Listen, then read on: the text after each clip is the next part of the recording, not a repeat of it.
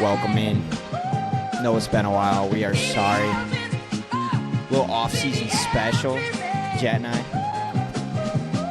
Check out the hat. Little BBL merch, official. If you guys want one, let us know in the comments. DM us, we can hook you up. Official first drop BBL merch.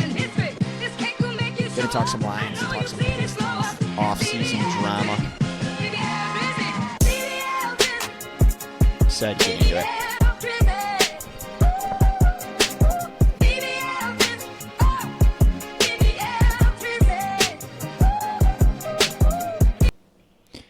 All right, Jet, what is going on, homie? It's been too long. I know we have an agenda for the day, but I always do talk about my background in the beginning. For sure. What's the number? He gave us the number. 400. 400.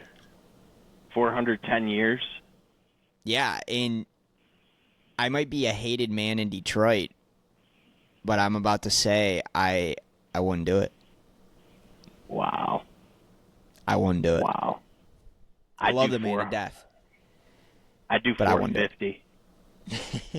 You know what? Actually, why am I saying that? Hold on. I had to get out. I've been thinking Lions and Pistons, like that's what we're going to talk about in here. There's no salary cap. I don't care what Chris Ilitch does with his money. Pay the man whatever he wants. There's no salary cap in Major League. If the cost of a hot and ready went up by $1, would you be upset? No. No. Inflation's been kicking my ass anyway. They've already jumped that thing up like $2 over the last couple of years. So that's sorry, I was in the wrong mind frame and I was thinking effect on the salary cap. There's no salary cap in Major League Baseball. Pay the man whatever he wants. Exactly. It ain't my money. You know what else? Think about, and this is a shout out to the group chat adversity that I'm in. Tigers attendance is up like 36%. Yeah. Year over year. Yeah. You're telling me that that's not in part to dominating? That's not in part to anytime Scooball's on the mound, there's a possibility that a no-hitter's about to come? So, I mean, I think you got to pay him. I would be fine if who else have we paid? Nobody. Javi Baez? Yeah. Javi. And, I mean, granted, he's having an okay year, but fuck, get him out of here. Yeah. I got to say, the Javi resurgence this season has been pretty cool to see. Like, first of all, he was playing great in center before we got Meadows back. And then at the plate, like, he's been great at the plate. Timely hits, RBIs, home run. He's hitting with power. And then, I mean, the defense has never been an issue with Javi. I mean, he is a hell of a shortstop. So, shout out Javi Baez. But I'm with you. And I do think that goes into the Tigers. You had the Cabrera contract, which really sucked towards the last few years of it. And then the Javi contract, which really, really sucked. And I just think Ilitch is just scared to dish out money. But look. I think he's a cheap bastard. I mean, he is. Think about all the great pitchers we've had. And Verlander and Scherzer. It just makes baseball so much more fun when you have a true ace on the mound that you feel so confident in. For sure. And that's the big thing. It kind of sucks. Ilitch's dad he was trying to buy a World Series, and we got to two of them. Chris is who now owns the team, very, very cheap in comparison to his dad owning the team. But we're not going to sit here and complain because the Tigers have the best record in baseball and they look like an absolute force. Can we finish the season off hot? Can we get the 1 seed in the AL? That's the question. So we shall see. But all right, let's get into it. This is going to be a little off-season special show. We're going to talk Lions OTAs. What are we hearing? You know, what's coming out in the news cycle. And then we're going to talk a little bit of Pistons offseason as well. It's been too long since we've done one of these. But we're going to start with the Lions. I'm just going to run through some of the news. And then, Jet, we'll talk a little bit. There's a couple points here that I want to get your opinion on. So, going through Lions OTAs, the big news is Frank Ragnow retiring. And that really, really sucks. So, Frank Ragnow finally hangs it up. shout out to him. I mean, he was an absolute dog for the Lions his entire career. Played through so many injuries, and I'm sad that he retired. I'm not going to be upset at him. The injuries and he put his body on the line for this team in this city for many, many years. But so Ratledge taking the first team reps in OTAs.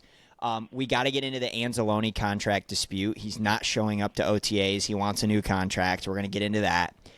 Some chatter in the last couple days coming out about a Jamo extension. I was 100% certain the Lions wouldn't extend Jamo, and the writers on the beat for the Lions are saying that we should expect a Jamo extension sooner rather than later. Very interesting. Roy Lopez, one of the offseason signings at D-tackle for the Lions, is at risk of not even making the 53-man roster. We will maybe get into that if we have time. And then I want to talk defensive end situation.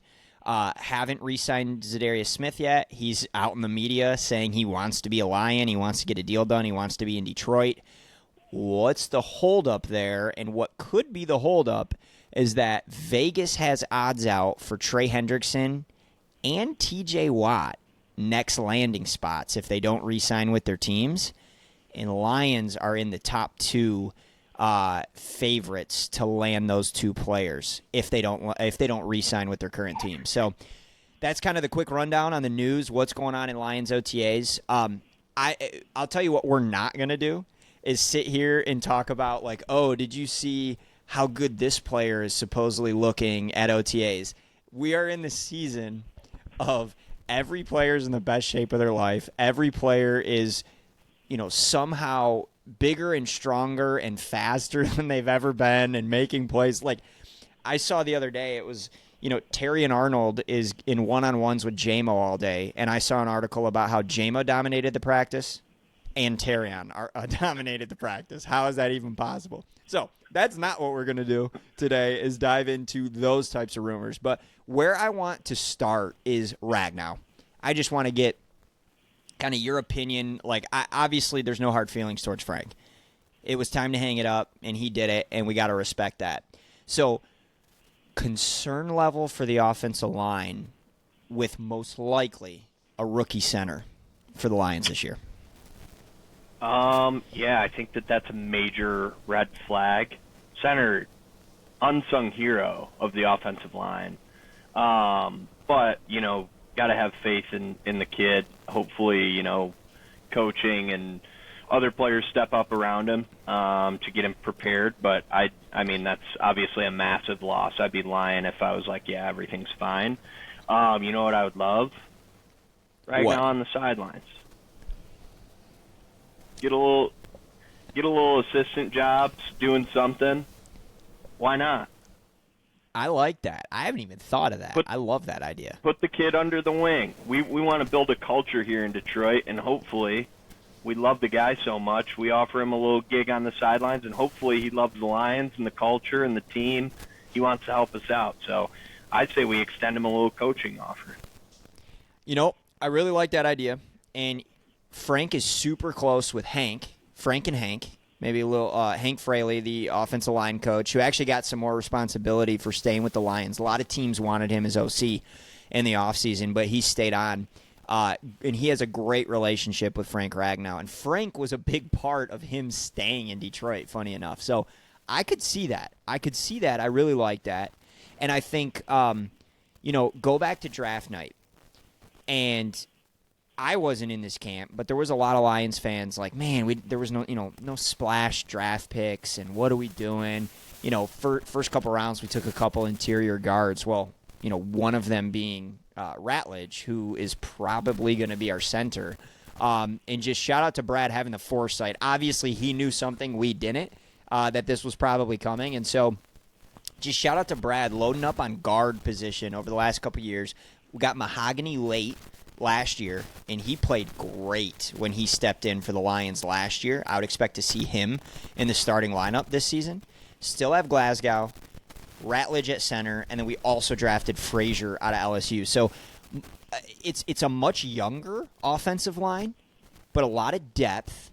Can these young guys figure it out? And how much easier is it to be a young guy and figure it out when your tackles are Taylor Decker and Penei Sewell? Definitely a lot easier.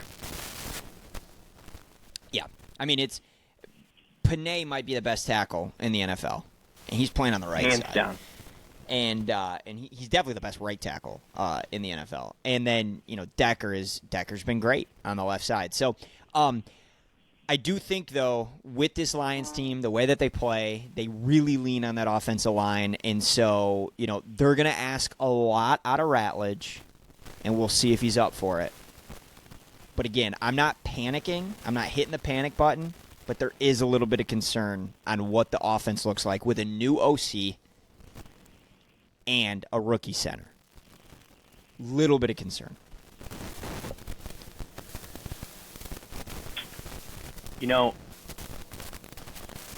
We need Starkey's opinion here.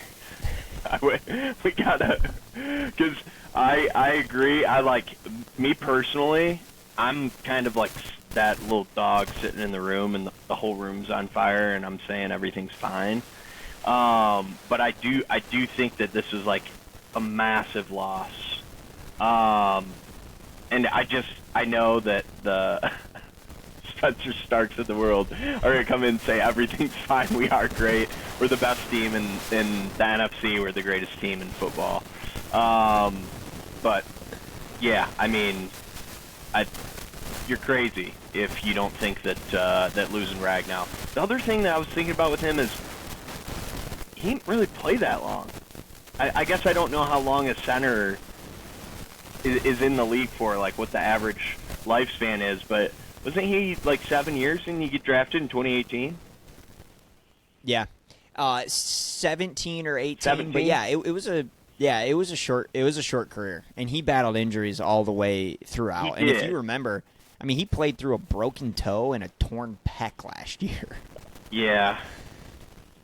And Gosh.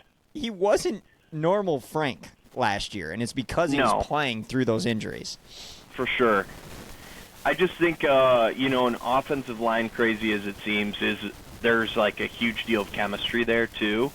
So I don't know. I really hope that in some way we can incorporate him back into the team, and I hope Ratledge is just an easy, one in, one out type situation where he just fits right in. But who knows?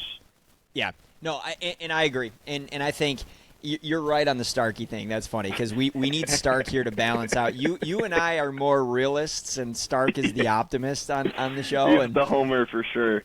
Yeah, and so you and I are going to agree on a lot of this stuff. We won't have much to argue about, but yeah, it's a huge loss. There's like we're not going to sugarcoat it. It's a concern, especially in a year with a brand new offensive coordinator, somewhat of a new scheme, and you got a rookie under center. But I think it helps with a veteran quarterback like Goff. It helps, like I said, when you've got the two tackles that you've got.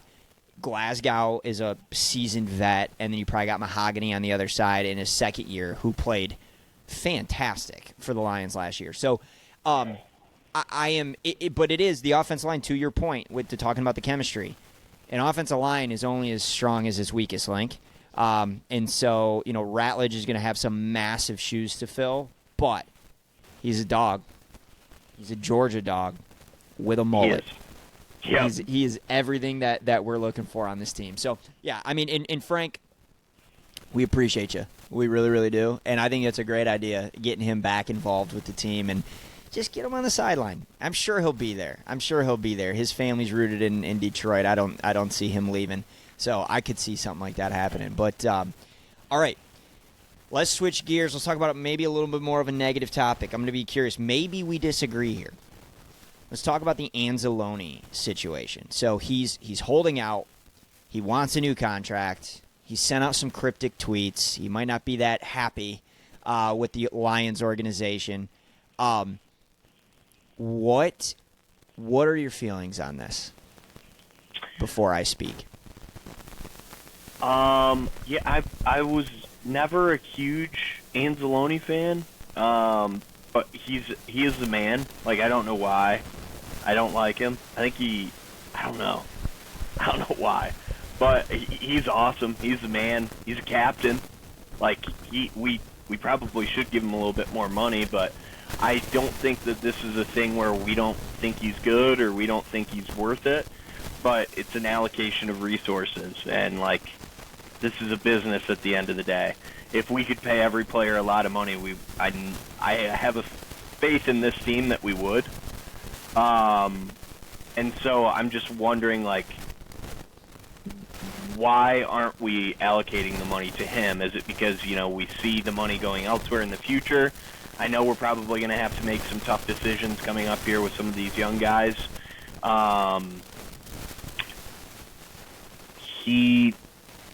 This is a contract year for him, correct?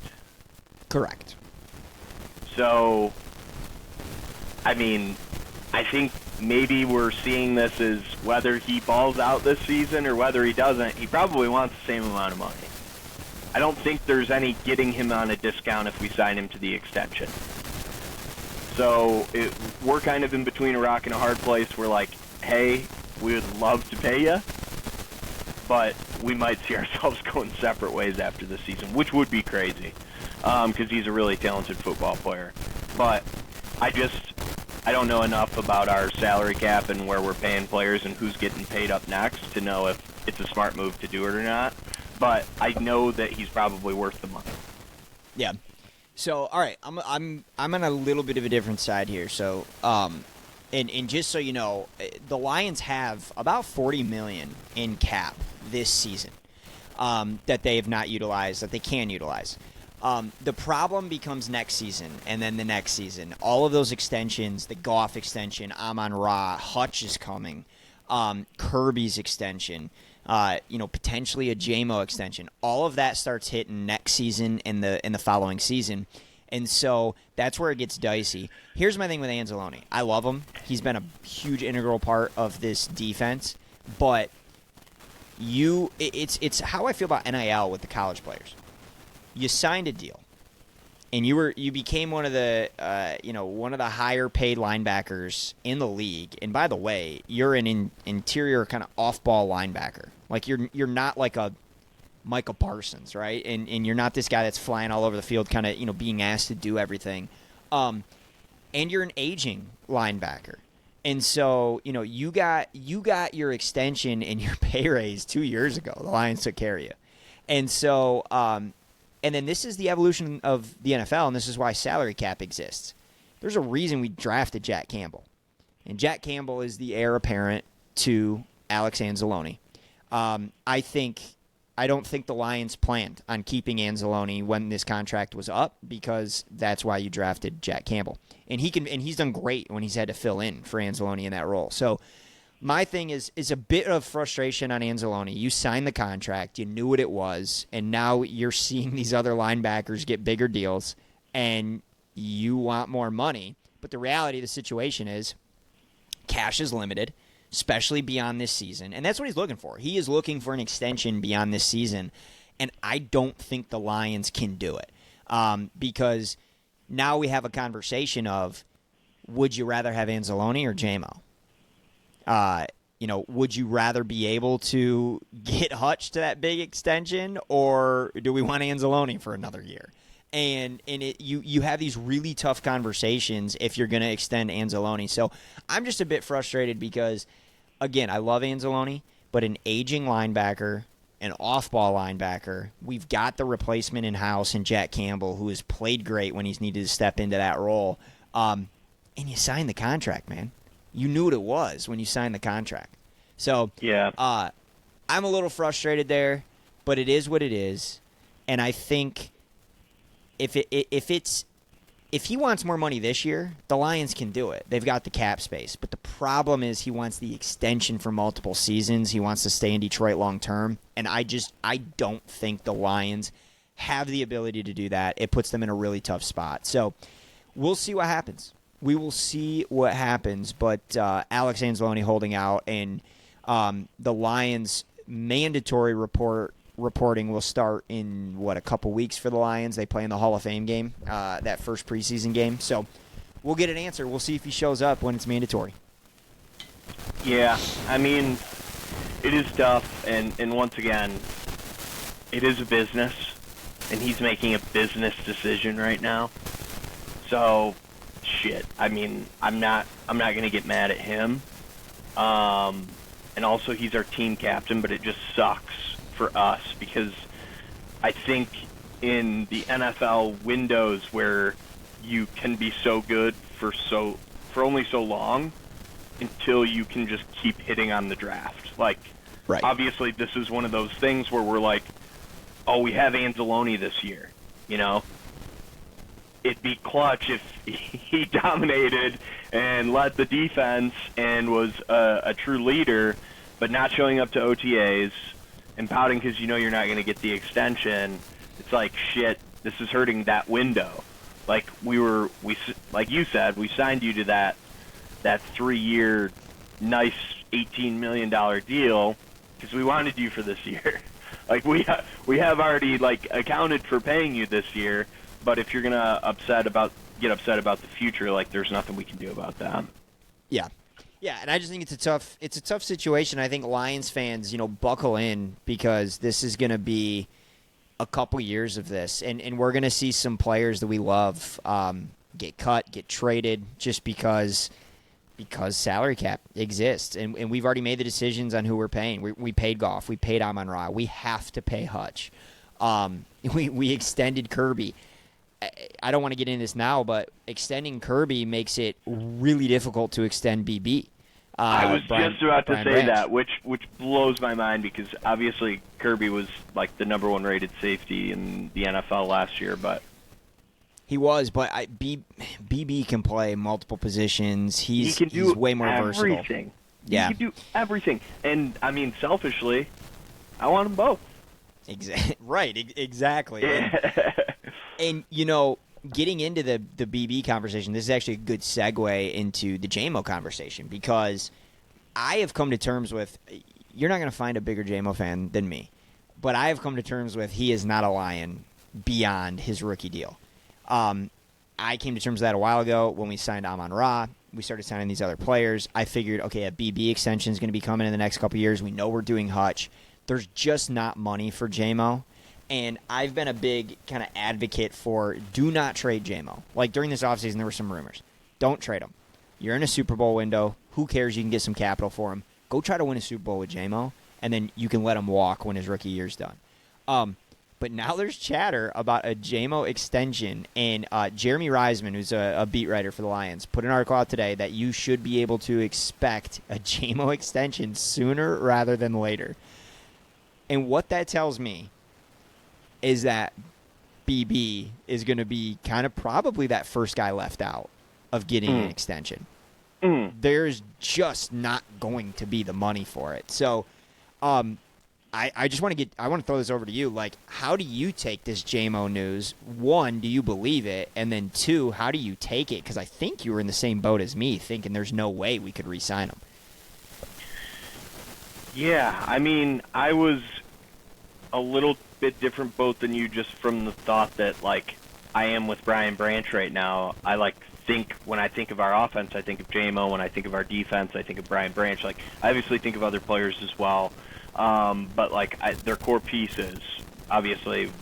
And Jamo extension, I'd be so excited. And I think if we're talking about it, I think it's not as much as I thought maybe an extension would have to be to get him. Maybe there's a little bit of a discount involved. Who knows? But that would be awesome if there was. But I would love to see how the numbers add up. Just once again, I don't know enough about our salary cap to know, like, gosh, is there a way to make it work? I would love to just make it work where we can retain all these guys. I mean, I feel like there are some teams out there that they pay all of their players very handsomely. Yes. But it feels that way because there are other pieces of their team that are completely left off. And we just don't realize that because we're thinking of our hometown guys. And like every single player on the team, and you love them all, and you're like, oh, they deserve to be paid, they deserve to be paid, they deserve to be paid. And you don't even think about some guy from Dallas that they let walk that you weren't thinking about. But when I think of Dallas, I feel like they always have some wide receiver number 2 that's getting decent money. Yeah, and I think so. You're right, and I think the reality here is it's actually a credit to Brad and what he's been able to do. He's drafted so well that this roster and the Eagles is a great team to think of, right? Like they pay their guys, they take care of their guys, and they have a loaded roster. But Brad has drafted so well that like we're not sitting here talking about 3-4 guys getting extensions. Like it's double that because he is drafted so well.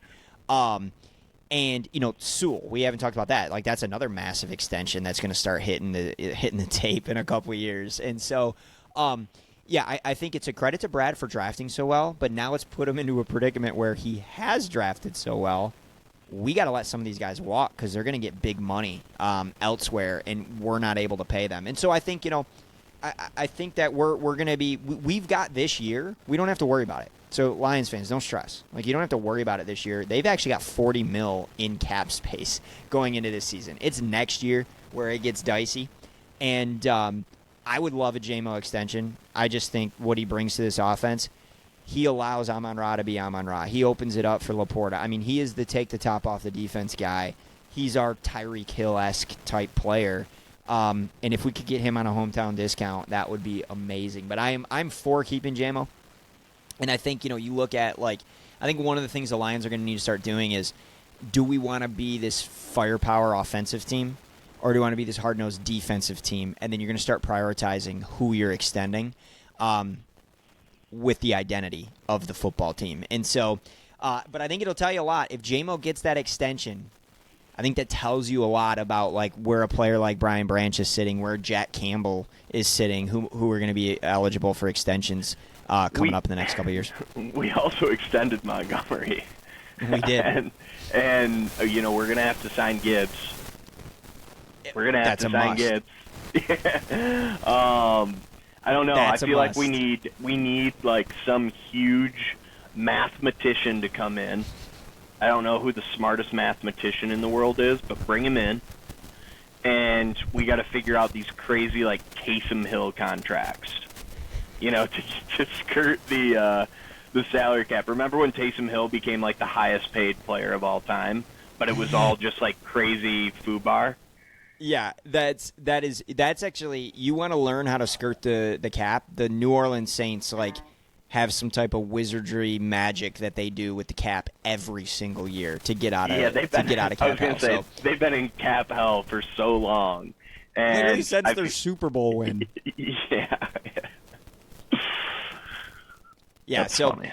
No, but yeah, there's going to be a lot of interesting conversations. I mean, this is stuff we talk about in the offseason. As we get closer to the season, obviously it's going to be more on the football. But yeah, a lot of tough decisions. I think it's a credit to Brad.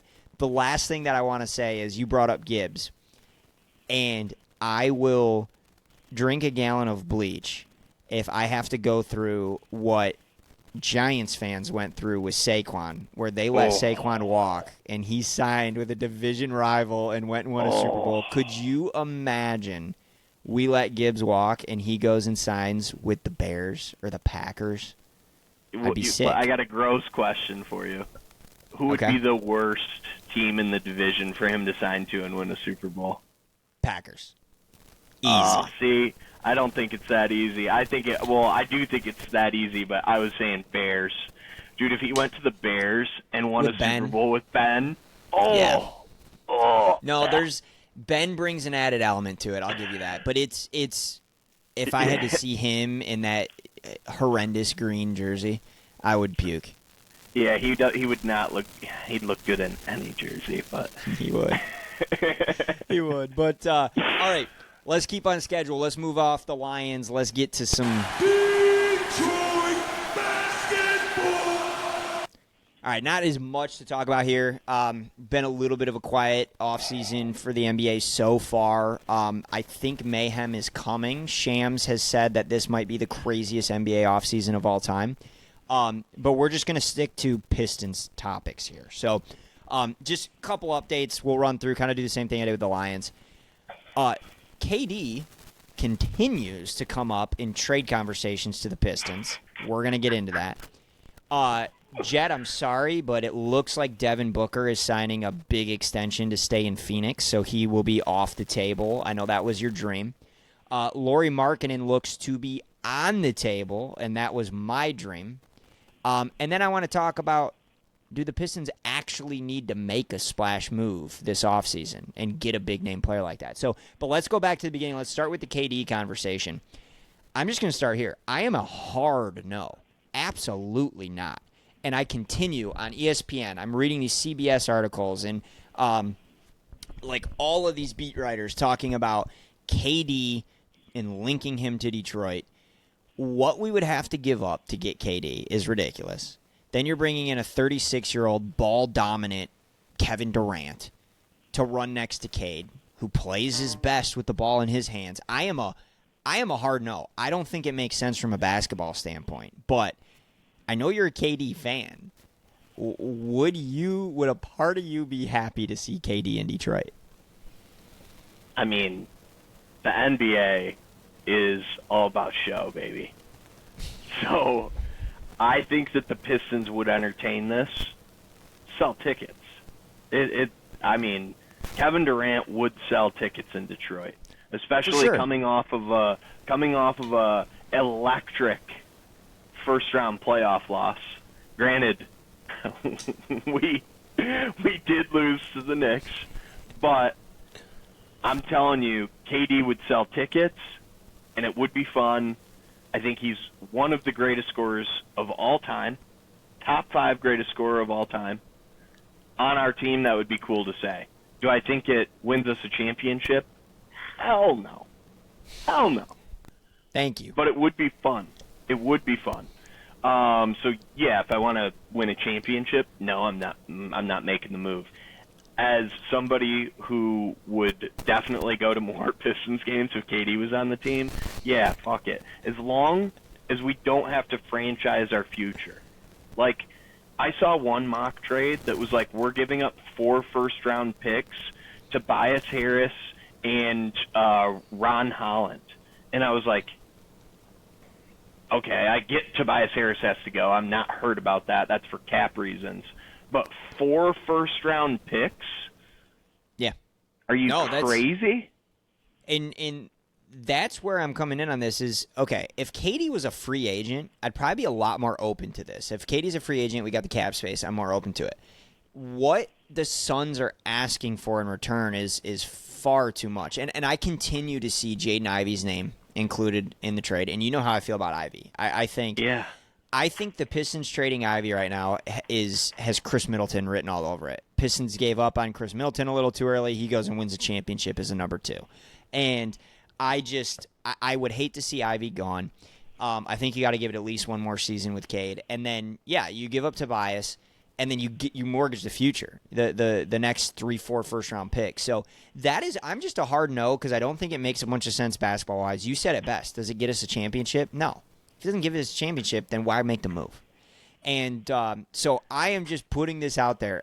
Adam is a hard no on KD to the Pistons, but it would be a good show. It'd be fun.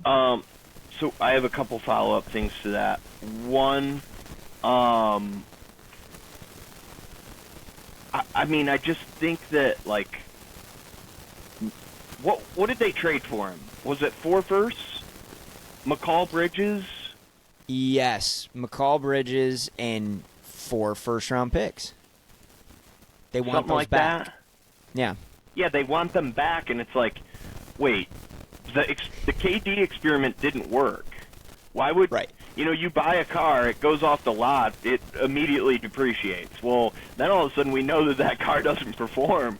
It's like, all right, well, I'm definitely not giving you your money back. I don't see a world where we give up that much, and if we do, I'll be sick, but I will still support it because he's, like I said, one of my favorite players, and it would be sick to watch, but I think it would be ruining the Pistons' future. It would. And we're going to move off this topic, but I'm just going to give you a little bit of poetry here because there's a team that's already a championship-level team that has the assets to burn. It's burning a hole in their pocket, the draft capital. They've got the cap space to bring him in. It's the team that drafted him. The Wow. Oklahoma City Thunder. Could you imagine? Wow. I mean, that would be pretty cool. I would root for that. I would love that, actually. KD running mate with SGA.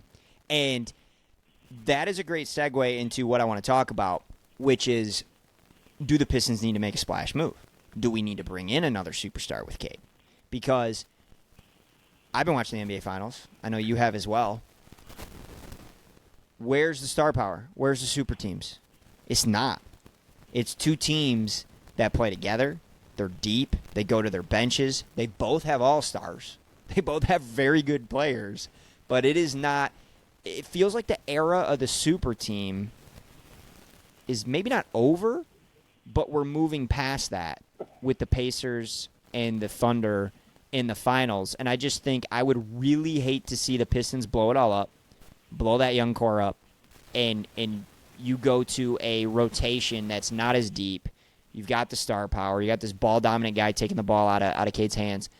I don't necessarily think the Pistons need to make this massive splash move to contend, especially in a super weak East where the super team in the East, being the Celtics, will not be good next year with Jason Tatum out, and they've got to blow it up this offseason. Thoughts? Yeah, I mean, I agree to some extent. I think that there is, I want to call it dumb luck, but it's more taking advantage of somebody. I mean, what Oklahoma City did to get this team, it should be criminal. They went and they got, Paul George, and then they sold him for 4 first-round picks after convincing him, to sign some extension with them. Sold him to the Clippers, and the Clippers franchised their future. They went and gave up SGA and all these picks. And obviously they hit on a couple picks with Jalen Williams and Chet Holmgren, and SGA ends up becoming a superstar. But SGA was great on the Clippers, so it wasn't like that they were getting rid of, I don't even want to compare him to Ivy. I think he was a better player than Ivy when he was on the Clippers. So I think that Oklahoma City kind of lucked their way into this finals, and the Pacers kind of have a couple of superstars. Like Siakam was on that Toronto team that won a championship, and I mean, Halliburton, the greatest clutch player of all time. I mean, granted, it's seriously insane. There's been like 1,075 games, or it's 1,079 games, and in those, if you're down, I think it's 15 points with 2 minutes left, they're 175-4, or now it's 175-5, and 4 of those wins are this playoffs from this Pacers team. It's insane, absolutely it's crazy. Insane. I mean, I hate his shot. I was never a fan of Halliburton, but he's so damn clutch. He's making the buckets when they matter, and he makes everyone on his team better. I'm trying to think of who I'd even player comp him to. He is just, like, so good. He's a true floor general where he makes everyone around him better, and I think that Cade's a slightly more ball-dominant version of that, but he doesn't have the surrounding pieces. And so I agree with you. There's not like maybe a true superstar on that team, but they got a bunch of really good young players, much like the Thunder with Nembhard. Toppin's been great. Miles Turner's awesome. Matherin's awesome. Yeah. There's been so many guys that stepped up. I can't even believe I'm blanking on his name, but Naismith. TJ McConnell. Aaron Naismith. TJ McConnell. What? White Thunder. But no, Naismith, like, they're setting so many crazy records, and I don't want to call it lucky, but I just think that going into next year, if I could bet them to not win the finals, I'd put $1 billion on it, because Naismith broke the record for most threes in a 5-minute stretch. Like, that'll never happen again with all these things where they're making these crazy comebacks.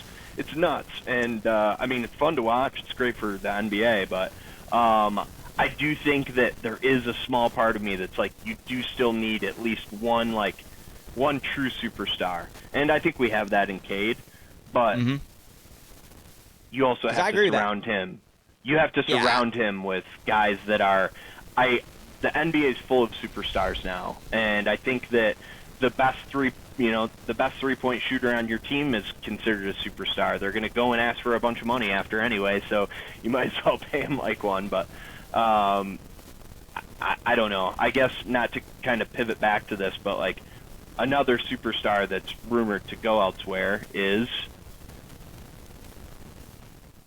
Giannis?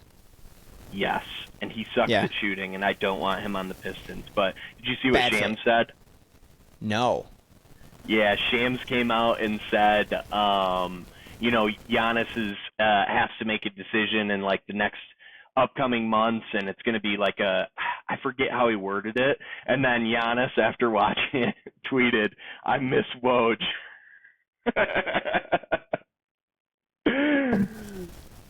I was That's dying laughing awesome. at that. That's awesome. And yeah, I'm with you. I don't think Giannis is a good fit on this team with Cade. And I agree with you. Like I think you have to have a superstar to win the NBA Finals. And if it's the Thunder, it's SGA, and if it's the Pacers, it's Tyrese Halliburton. I have an interesting comp to Tyrese Halliburton for you. Let's hear it. Last time Pistons won the NBA Finals, who was their point guard? Really? Chauncey? Chauncey. And this is why I say that. Not Chauncey wasn't AI level.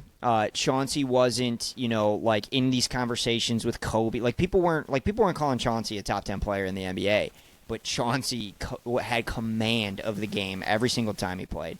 Everybody around him was better. I actually would comp that 04-05 Pistons team is very similar to this Pacers team that's in the NBA Finals true. right now. So I like that. I like that comp because Chauncey could take the game over and score when he needed to, but he wasn't looking to score. He was looking to dish and get the ball to Rip and get the ball to Tayshaun and feed Sheed.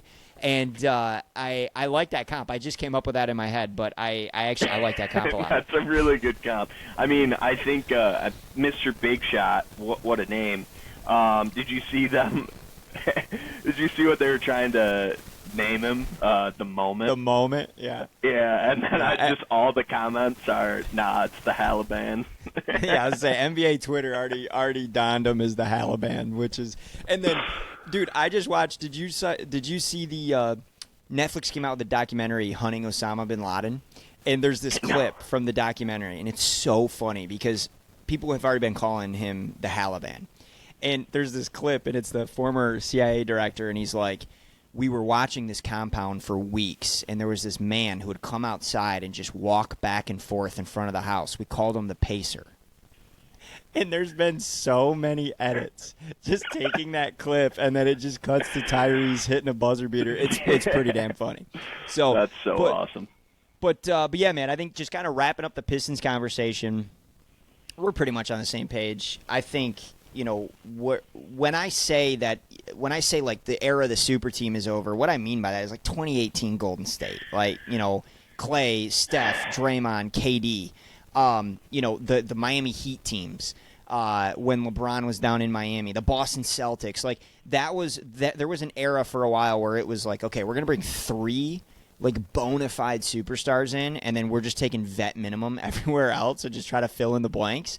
And I feel like it's moving more towards having a deeper bench, playing more as a team with chemistry.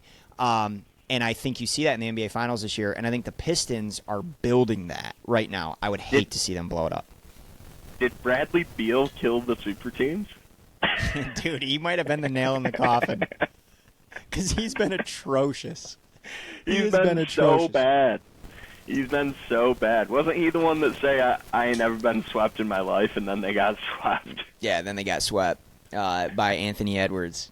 Which, by the way, Starting 5 on Netflix, great show. It follows, like, Anthony Edwards, Jimmy Butler, Jason Tatum. It was, like, all from last season. It's great. It's like the quarterback show. Okay. I tell you what, watching that show, Anthony Edwards is... I freaking love Anthony Edwards. He's a dog. Shout out, Ant.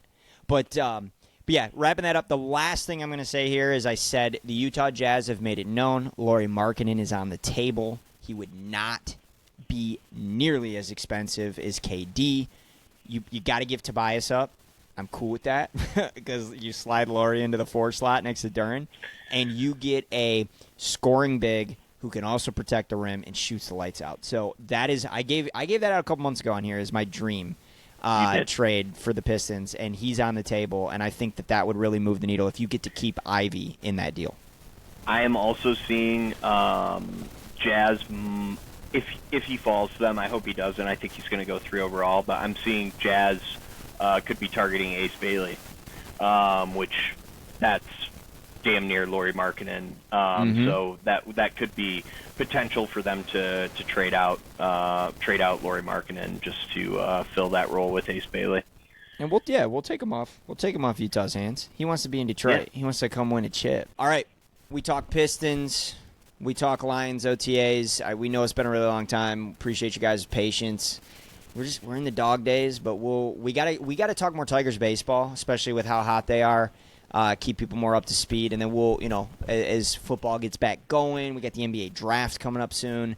NBA offseason is going to be crazy. So, we will continue to push out content, especially as stories come. But yeah, appreciate you guys for listening. As we said in the intro, we got the new BBL hats. Let us know if you guys are interested in one. We might be able to hook you guys up. They came through perfect. So like and subscribe. Always like and subscribe. And we appreciate y'all. So with that being said, do I have the outro anymore? Did it get removed? Oh, my God! It got removed. Fuck! All right. We'll play the intro.